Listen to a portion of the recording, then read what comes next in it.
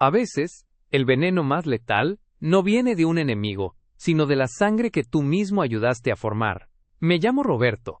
Tengo 65 años, y pasé 4 décadas de mi vida levantando un patrimonio con el sudor de mi frente y el apoyo incondicional de mi esposa, Elena. Siempre pensé que nuestro hijo, Julián, era el fruto de ese esfuerzo, nuestro mayor orgullo. Pero hoy, mientras miro los papeles sobre mi escritorio, me doy cuenta de que no crié a un hijo. Crié un calculador que ve mi vida no como una historia de amor y sacrificio, sino como una cuenta bancaria a la que le urge ponerle fecha de caducidad. Todo empezó hace 3 meses, en una cena que supuestamente era para celebrar mi jubilación. Julián llegó con esa sonrisa de hijo ejemplar que ahora me revuelve el estómago. Su esposa Sandra, una mujer que siempre ha tenido un brillo de ambición fría en los ojos, no paraba de hablar de planificación financiera y seguridad patrimonial. Yo, en mi ingenuidad de padre que solo quiere ver a su familia unida, los escuchaba con atención. Pero entonces, Julián soltó la bomba con la naturalidad de quien comenta el clima. Papá, me dijo, bajando la voz como si estuviéramos conspirando en una guerra, hemos estado analizando las leyes actuales. Si a mamá le llega a pasar algo, o si ustedes tienen algún problema legal, la mitad de las propiedades de la constructora podrían quedar en el aire por el régimen matrimonial. Para proteger lo que es tuyo, y lo que algún día será mío, creo que lo más inteligente es que te divorcies de mamá. El silencio que siguió a sus palabras fue tan denso que casi podía tocarse. Elena, que estaba en la cocina sirviendo el postre, no lo escuchó, pero yo sentí como si me hubieran clavado un piolete en el pecho. Divorciarme de la mujer que me cuidó cuando no teníamos nada. ¿De la mujer que vendió sus joyas para que Julián pudiera ir a la mejor universidad privada? Es un divorcio técnico, papá, insistió Sandra, interviniendo con una frialdad quirúrgica. Siguen viviendo juntos, pero legalmente separan bienes. Así, si surge una demanda o una deuda, el patrimonio está blindado. Es por el bien de la familia. Esa noche no pude dormir. Miraba a Elena descansar a mi lado, ajena a la traición que se gestaba en la sala, y sentía una vergüenza insoportable. Durante semanas, Julián no dejó de presionarme. Me enviaba artículos legales sesgados, me traía formularios preparados, y me hablaba con una urgencia que rayaba en la desesperación. Me decía que el mundo era peligroso, que los impuestos nos iban a devorar, que él solo quería cuidarme. Lo que ellos no sabían es que yo sigo siendo el hombre que levantó una empresa desde un garaje. No soy un viejo decrépito al que se le pueda engañar con tecnicismos. Empecé a notar detalles. Las miradas cómplices entre Julián y Sandra cuando creían que yo no los veía. La forma en que empezaron a inventar que mi esposa estaba perdiendo la memoria, o que ya no estaba en facultades de administrar nada. Estaban preparando el terreno no solo para separarnos legalmente, sino para declararla incapaz y dejarme a mí solo, rodeado de sus consejos. La gota que colmó el vaso ocurrió el martes pasado. Julián olvidó su tableta en mi biblioteca, después de una de esas visitas cargadas de insistencia. No soy de los que revisan cosas ajenas, pero una notificación saltó en la pantalla. Era un mensaje de Sandra. ¿Ya firmó el viejo? Si logramos que se divorcien antes del próximo trimestre, la transferencia de la bodega principal a la sociedad que creamos será automática. Ella no tendrá derecho a reclamar nada, y él quedará como único titular bajo nuestra asesoría. Ya hablé con el notario amigo de mi papá. Mi corazón latía con una fuerza que me asustó. No se trataba de protección patrimonial. Se trataba de un despojo. Querían dejar a su propia madre en la calle, sin un centavo de lo que ella ayudó a construir, para que ellos pudieran controlar mis bienes antes de que yo siquiera estuviera muerto. Me veían como un obstáculo, y a su madre como un estorbo legal que había que eliminar del contrato. Me quedé sentado en la oscuridad de la biblioteca, con la tableta aún en mis manos, sintiendo cómo el orgullo paternal se transformaba en una rabia fría y lúcida. Julián cree que me conoce. Cree que porque camino más lento y uso lentes para leer, mi mente también se ha vuelto lenta. No tiene idea de con quién se está metiendo. Me levanté, guardé la tableta exactamente donde él la había dejado, y caminé hacia la habitación. Ver a Elena dormir me dio la fuerza que necesitaba. Ellos querían un juego legal, un tablero de ajedrez, donde las piezas eran el amor y la lealtad. Muy bien. Les daría el juego de sus vidas, pero las reglas las iba a poner yo. Esa misma noche, mientras ellos seguramente brindaban por su futura fortuna, yo saqué una llave de mi caja fuerte que nadie sabía que existía. Era la llave de una pequeña oficina en el centro que conservo desde los años 80, donde guardo los documentos originales de la fundación de la empresa, y, más importante aún, un testamento hológrafo que Elena y yo firmamos hace años en un arranque de romanticismo y previsión. Al encender la luz de mi vieja oficina, el polvo bailaba en el aire. Busqué entre las carpetas amarillentas hasta que encontré lo que buscaba. No era solo un papel, era el seguro de vida contra la ingratitud. Mi hijo quería un divorcio técnico para heredar rápido. Lo que no sabe es que acabo de encontrar la cláusula que su abuelo, mi padre, me obligó a poner por si alguna vez la descendencia resultaba ser indigna. Cerré la carpeta y sonreí por primera vez en semanas. El plan de Julián acababa de chocar contra un muro de acero. Mañana le diré que estoy listo para firmar, pero lo que va a firmar él será su propia sentencia de salida de mi vida. Para vencer a un depredador, primero debes convencerlo de que ya eres su presa. Esa mañana, mientras desayunaba con Elena, la miré a los ojos y le apreté la mano por debajo de la mesa. Ella no sabía nada de la traición de Julián, y decidí que, por ahora, se mantendría así. No por falta de confianza, sino porque necesitaba que su confusión y su tristeza fueran reales. Si Julián y Sandra veían a una madre genuinamente herida, bajarían la guardia. Yo, por mi parte, tendría que interpretar el papel más difícil de mi vida, el de un viejo cansado y manipulable. Cuando Julián llegó a la casa esa tarde, traía consigo una carpeta de cuero sintético, de esas que exudan una importancia vacía. Se sentó frente a mí en la terraza, con esa postura erguida de quien se cree dueño del mundo. ¿Y bien, papá? ¿Has pensado en lo que hablamos? El tiempo corre, y los cambios fiscales de este año no perdonan, dijo, intentando sonar preocupado. Suspiré profundamente, dejando que mis hombros cayeran un poco. Miré hacia el jardín como si estuviera derrotado. Tienes razón, hijo. No quiero que el esfuerzo de toda mi vida se pierda en juicios o impuestos. Si ustedes dicen que el divorcio es la única forma de blindar la constructora, lo haremos. Pero no sé cómo decírselo a tu madre. Ella no va a entender que es solo un papel. Vi el destello de triunfo en sus ojos. Fue un segundo. Una chispa de codicia que intentó ocultar de inmediato tras una máscara de falsa compasión. No te preocupes por eso, papá. Sandra y yo hablaremos con ella. Le explicaremos que es por el bien de todos. Lo importante es que tú ya estés convencido. De hecho, traje aquí una carta de intención y unos poderes notariales básicos para que yo pueda agilizar los trámites sin que tú tengas que dar vueltas en juzgados. Poderes notariales. Ahí estaba la verdadera trampa. Si yo firmaba eso, Julián tendría la facultad de mover activos, vender propiedades, o incluso vaciar cuentas a mi nombre bajo la excusa de reorganización patrimonial. Déjame los papeles, Julián, le dije con voz temblorosa, fingiendo que me fallaba el pulso. Los leeré esta noche y mañana te aviso. Confío en ti, hijo. Eres lo único que tengo. Claro que sí, papá. Para eso estamos, respondió, dándome una palmada en la espalda que sentí como el beso de Judas. En cuanto se marchó, me encerré en mi despacho. No leí sus papeles para entenderlos, sino para diseccionarlos. Julián no trabajaba solo. Su suegro, un abogado de ética dudosa, había redactado un documento donde, bajo la apariencia de un simple trámite administrativo, yo le cedía la representación total de mis acciones en la empresa durante el proceso de separación de bienes. Estaban a un paso de dejarme como un invitado en mi propia compañía. Pero mi plan secreto ya estaba en marcha. Esa misma noche, contacté a un viejo amigo de la infancia, el licenciado Montoya. Montoya no era un abogado de grandes bufetes ni de trajes caros. Era un sabueso de la vieja escuela, de los que saben que el diablo está en los detalles de las escrituras. Nos reunimos en una cafetería discreta a las afueras de la ciudad. Le mostré los mensajes que había capturado de la tableta de Julián, y los documentos que mi hijo pretendía que firmara. Roberto, esto es un asalto a mano armada con pluma fuente, dijo Montoya, ajustándose las gafas. Si firmas esto, te quitan la constructora en menos de 6 meses.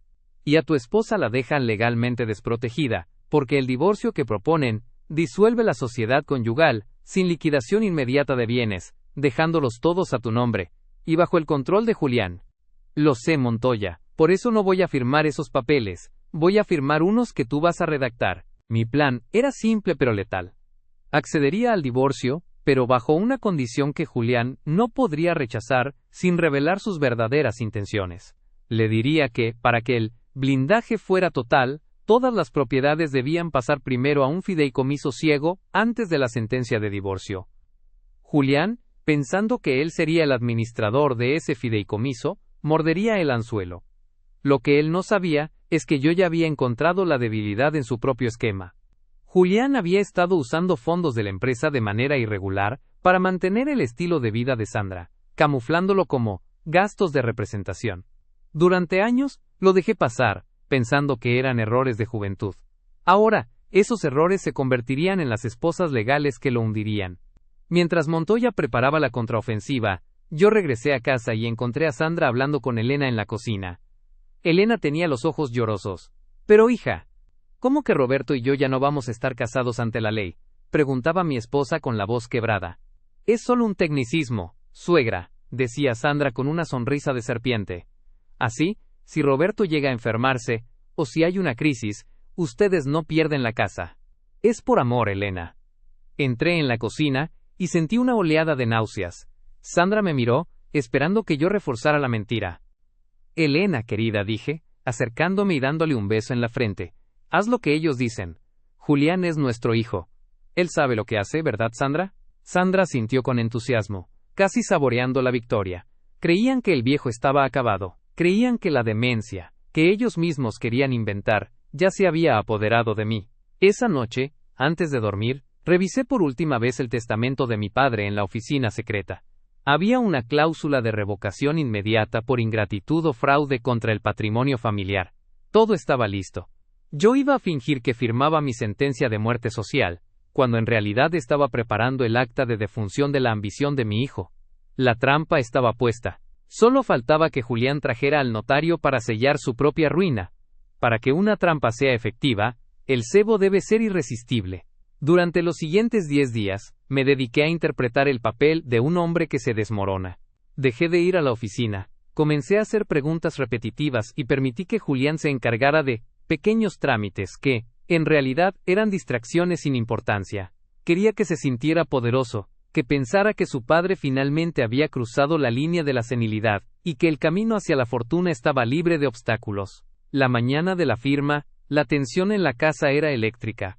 Julián llegó con su suegro, el abogado Martínez, y un notario que, por la forma en que evitaba mirarme a los ojos, sospeché que estaba en su nómina. Sandra también estaba allí, vestida como si fuera a recibir un premio, con una sonrisa triunfal que apenas lograba contener.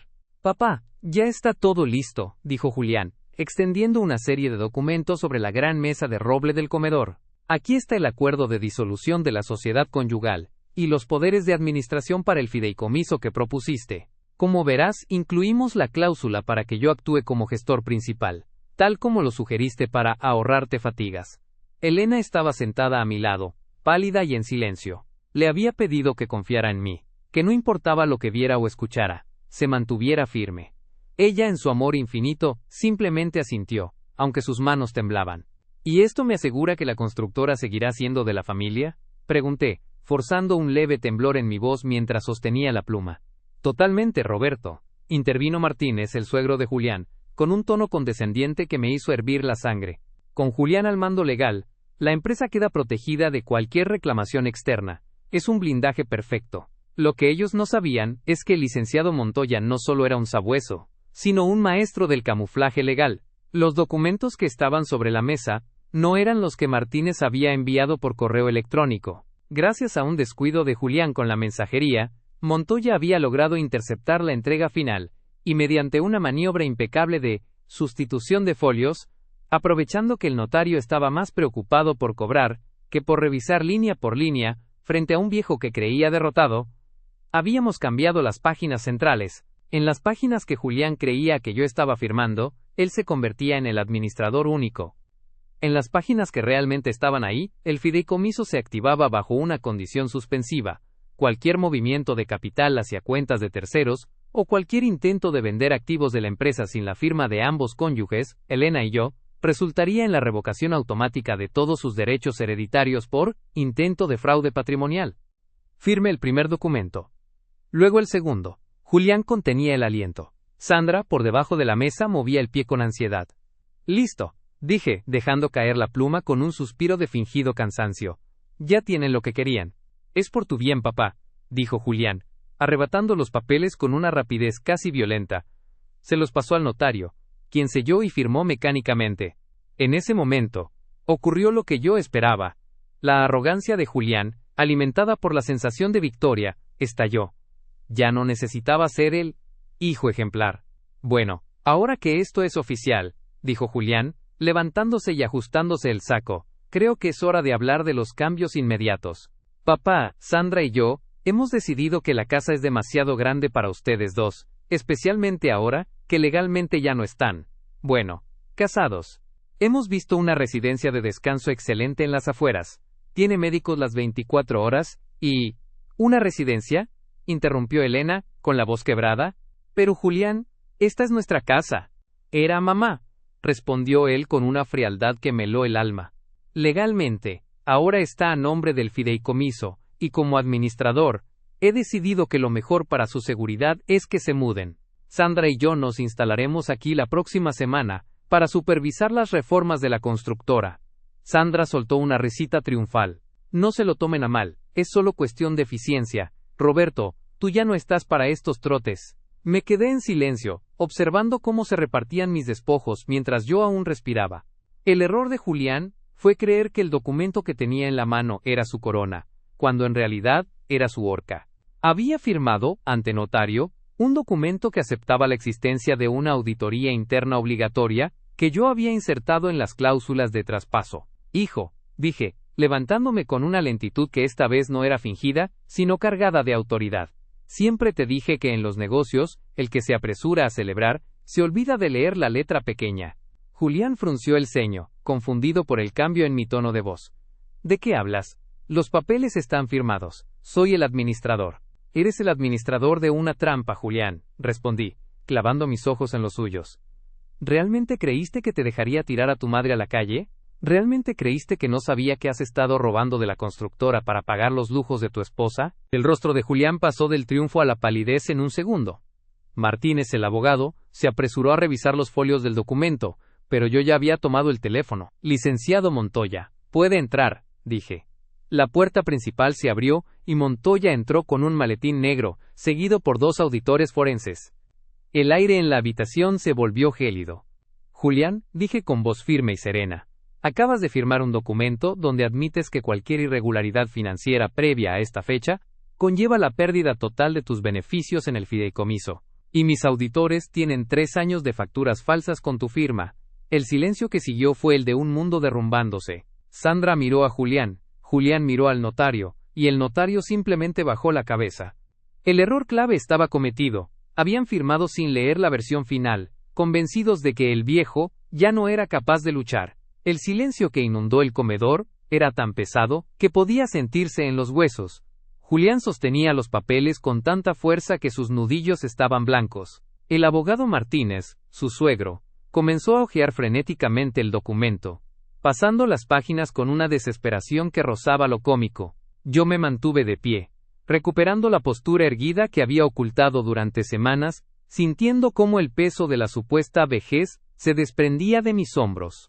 ¿Qué significa esto?, gritó Julián, con la voz quebrada por la incredulidad. Este no es el contrato que revisamos. Papá, esto es una emboscada. No, Julián, respondí con una calma glacial. Esto es una consecuencia. La emboscada fue la que tú y tu esposa planearon contra la mujer que te dio la vida. Montoya se acercó a la mesa y colocó una carpeta azul sobre el mantel.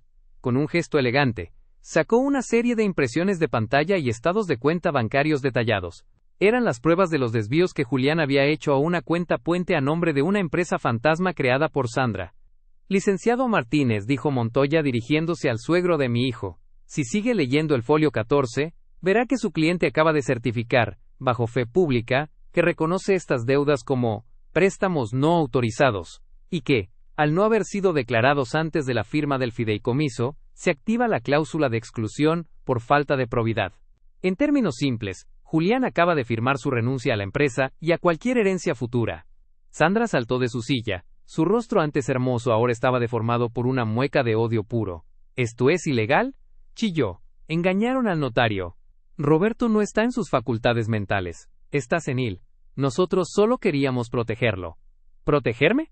Solté una carcajada amarga que resonó en toda la habitación. Me querías en un asilo y a mi esposa en la indigencia. Escúchame bien, Sandra. Te casaste con mi hijo pensando que habías ganado la lotería. Pero lo único que ganaste fue un asiento en primera fila para ver cómo se queda sin nada.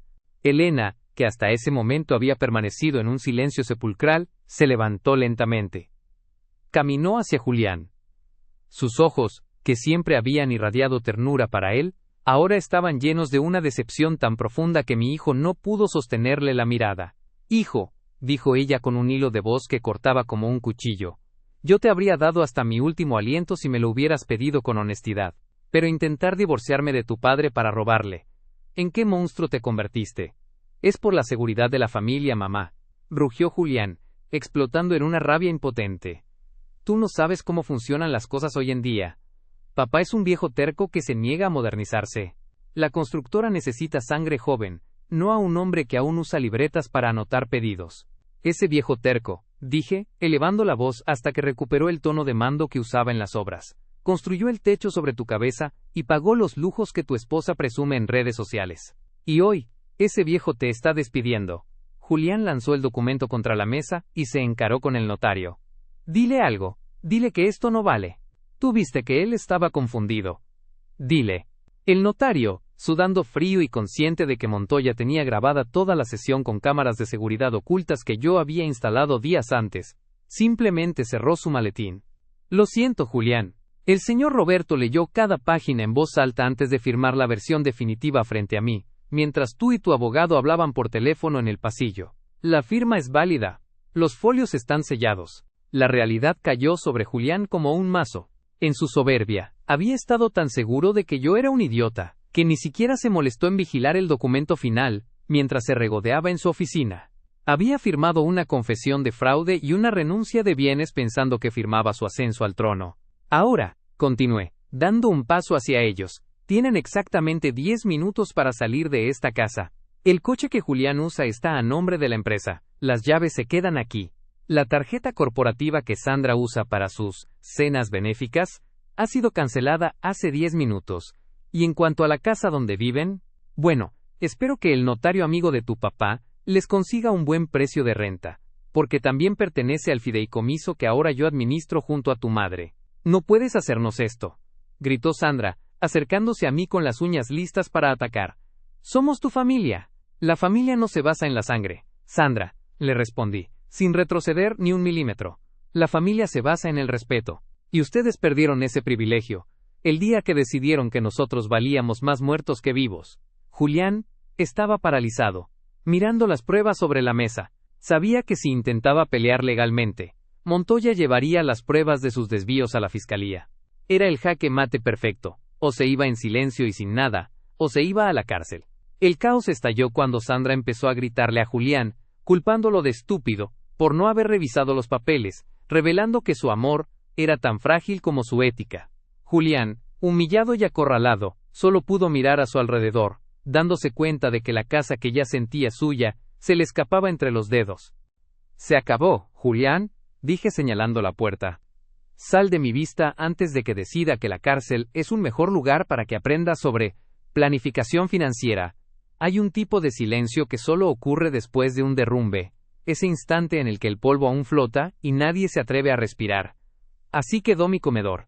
Julián me miraba con una mezcla de odio y una súbita realización de su propia insignificancia. Sandra, por su parte, ya no gritaba. Ahora lloraba, pero no de tristeza, sino de esa rabia impotente que sienten quienes ven cómo se les escapa un botín que ya daban por sentado. Papá, por favor, balbuceó Julián, intentando recuperar un tono de voz conciliador que ya no le pertenecía. Podemos hablar esto. Fue un malentendido. Sandra me presionó. Las deudas de la constructora nos tenían agobiados. No mientas más, Julián. Lo corté en seco, y mi voz sonó más fuerte de lo que había sonado en una década. Las deudas de la constructora las inventaste tú para justificar los desvíos. Tengo los libros reales. Tengo las facturas de los viajes a Europa que cargaste como estudios de mercado. Se acabó el teatro. Montoya hizo una señal y 2 hombres uniformados, agentes de seguridad privada de mi confianza, aparecieron en el marco de la puerta. No estaban ahí para agredir, sino para escoltar. Julián retrocedió, chocando contra el aparador que Elena había pulido con tanto esmero durante años. Licenciado Martínez, dije dirigiéndome al suegro de mi hijo, que parecía querer fundirse con el papel tapiz. Le sugiero que se lleve a su hija y a su yerno. Ahora mismo. El acta de expulsión del fideicomiso ya está en proceso de registro, y la policía tiene una copia de la auditoría en espera. Si salen ahora, y no vuelven a acercarse a esta propiedad o a la empresa, consideraré no presentar los cargos criminales por administración fraudulenta. Consideren esto el último regalo de este padre senil. Sandra agarró su bolso de marca, comprado, irónicamente, con el dinero de mi jubilación, y salió disparada hacia la puerta sin mirar atrás, dejando a Julián solo frente a su destino. Él, el gran estratega, el hombre que iba a modernizar mi imperio, se quedó allí, pequeño y tembloroso. Caminaron hacia la salida. Julián se detuvo un segundo en el umbral, quizás esperando una última palabra de perdón o una debilidad de mi parte. Pero yo solo me quedé de pie, junto a Elena que me sujetaba el brazo con una fuerza renovada. No hubo despedidas. Solo el sonido de la puerta principal cerrándose, un eco que resonó en el pasillo como el punto final de una historia tóxica. A la mañana siguiente, no me quedé en casa descansando. A las 8 en punto me presenté en las oficinas centrales de la constructora. Hacía meses que Julián me enviaba reportes falsos diciendo que el personal estaba desmotivado con mi gestión. Al entrar, el silencio fue sepulcral. Los empleados, muchos de los cuales habían trabajado conmigo desde que cargábamos bultos de cemento, me miraban con sorpresa. Me dirigí a la sala de juntas y convoqué a todo el personal administrativo y de obra. Julián ya no estaba. Su oficina había sido clausurada por Montoya una hora antes. Señores, dije parado al frente de la mesa de conferencias, ha habido cambios en la dirección. El ingeniero Julián ya no forma parte de esta empresa. A partir de hoy, yo retomo el control total de las operaciones, con el apoyo de una nueva junta de auditoría. Un murmullo recorrió la sala, pero no era de miedo. Vi a varios de mis capataces más viejos sonreír. Uno de ellos, don Manuel, se levantó y se quitó el casco. Ya era hora, jefe, dijo con voz ronca. El joven nos tenía asfixiados con recortes de seguridad mientras él cambiaba de coche cada 6 meses. Qué bueno que volvió el dueño de la casa. Ese momento fue mi verdadera victoria. No fue el dinero, ni las propiedades, ni el haber ganado la partida legal. Fue darme cuenta de que el respeto que yo había sembrado durante 40 años seguía allí, intacto, esperando a que yo despertara. Pasé el resto del día revisando los estragos que mi hijo había causado. Era peor de lo que pensaba. Había intentado vender una de nuestras bodegas principales por debajo del precio de mercado, a una sociedad donde Sandra era la beneficiaria oculta. Pero gracias a que nunca llegamos a firmar el divorcio técnico original, esa venta fue declarada nula antes de concretarse. Al caer la tarde, regresé a casa. Elena me esperaba en el porche con 2 copas de vino. La casa se sentía diferente, más ligera, más limpia. El aire ya no estaba viciado por la hipocresía de las visitas de Julián. ¿Qué pasará con él, Roberto?, preguntó Elena, mirando el atardecer. Tendrá que aprender a ser un hombre, Elena, respondí, dándole un sorbo a mi copa. Le dejé un pequeño fondo de subsistencia, lo mínimo legal, en una cuenta que no podrá tocar en 2 años. Si en ese tiempo logra trabajar y demostrar que puede vivir sin robar, hablaremos. Mientras tanto, nosotros vamos a disfrutar de lo que nos pertenece. Esa noche, por primera vez en años, dormí sin el nudo en el estómago. La justicia kármica no siempre llega del cielo. A veces, tienes que redactarla tú mismo con la ayuda de un buen abogado y un par de verdades amargas. Han pasado 6 meses desde aquella mañana en la que el aire de mi casa se limpió de traición. A menudo la gente cree que la justicia es un rayo que cae del cielo, pero yo he aprendido que la justicia kármica es más bien como una construcción bien cimentada. Tarda en fraguar, pero una vez que endurece, nada puede derribarla. Hoy estoy sentado en mi oficina, la de verdad, la que huele a planos, café recién hecho, y el aserrín de las obras cercanas. Mi empresa, la que Julián llamó anticuada, está operando con una salud financiera que no veía en una década. Hemos recuperado los contratos que él descuidó, y lo más importante, hemos recuperado la lealtad de nuestra gente. Ya no soy el viejo que estorba, sino el hombre que regresó del retiro para salvar el barco que su propio hijo intentó hundir. ¿Qué fue de Julián y Sandra? La realidad los golpeó con la fuerza de un muro de contención. Sin el flujo constante de dinero de la constructora, su mundo de apariencia se desmoronó en cuestión de semanas. Me enteré por Montoya que Sandra, la misma que me miraba con desprecio mientras planeaba mi mudanza a un asilo, no tardó ni 3 meses en pedirle el divorcio a Julián. Al parecer, Su amor eterno solo era válido mientras el saldo bancario tuviera 6 ceros. Ella se fue buscando un nuevo botín, y él se quedó solo en un pequeño apartamento rentado, trabajando como supervisor de obra de nivel medio en una empresa de la competencia. A veces Julián me llama. Su voz ya no tiene ese tono arrogante y condescendiente de antes. Ahora suena cansada, llena de un arrepentimiento que no sé si es genuino o simplemente producto de la necesidad. No le guardo rencor, porque el rencor es un veneno que uno se toma esperando que el otro muera, pero tampoco he permitido que vuelva a entrar en mi círculo íntimo. El perdón es una cosa, pero la confianza es un cristal que, una vez hecho añicos, no vuelve a reflejar la misma luz. Elena y yo estamos mejor que nunca.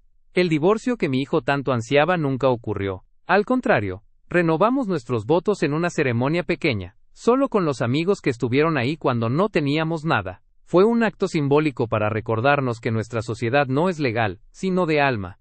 Ella sigue siendo la dueña de la mitad de todo lo que poseo, pero sobre todo, es la dueña del respeto que le negaron y que yo juré proteger. He modificado mi testamento una última vez, no he dejado a Julián en la calle, pues al final del día sigo siendo su padre, pero la herencia ya no es un cheque en blanco. Ahora, está sujeta a cláusulas de comportamiento, trabajo y sobriedad financiera. Si quiere el patrimonio que construí, tendrá que construir primero el hombre que nunca fue. Ya no le daré los peces. Le he dejado un manual de instrucciones sobre cómo pescar, aunque haya tenido que aprenderlo a golpes de realidad. A mis 65 años muchos esperarían que estuviera cansado, pero me siento más vivo que nunca. He aprendido que la vejez no es el fin de la autoridad, sino la culminación de la sabiduría. A los jóvenes que creen que pueden pisotear a sus padres porque caminan más lento, o porque no entienden la última aplicación de moda, les digo esto: la experiencia no se descarga, se vive. Y un hombre que ha sobrevivido a crisis económicas, guerras comerciales y décadas de esfuerzo, siempre tendrá un as bajo la manga, contra la arrogancia de la juventud.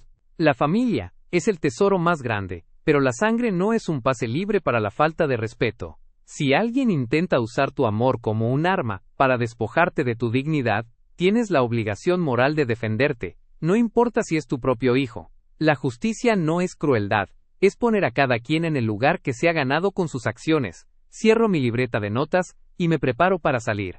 Elena me espera para cenar, y mañana tengo una inspección en una nueva obra.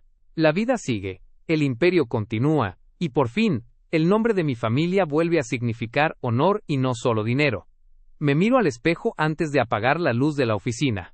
Ya no veo a un anciano vulnerable, veo a un hombre que supo defender su legado. Al final, la mejor venganza no fue ver a mi hijo derrotado, sino verme a mí mismo triunfante, viviendo la vida que ellos quisieron robarme, con la frente en alto y el corazón en paz.